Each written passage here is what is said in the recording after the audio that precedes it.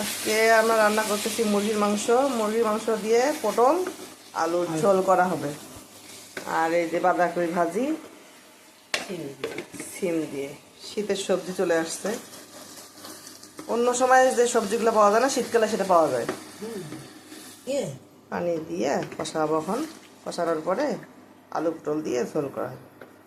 এই দেখেন বন্ধুরা, ওই পাশের বাসায় দেশি মোরগ, ওই যে মোরগটা দূর থেকে দেখতে পাচ্ছেন কিনা জানি না, এই মোরগগুলো স্বাদে অন্যরকম।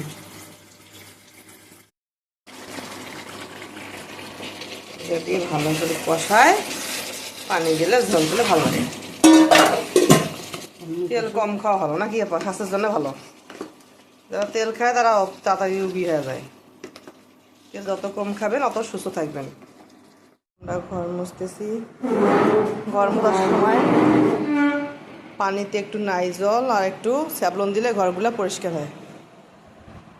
এই দেখেন আমাদের টাইলস কত পরিষ্কার। আমরা নাইজল আর স্যাভলন ব্যবহার করি, তাই না আপা?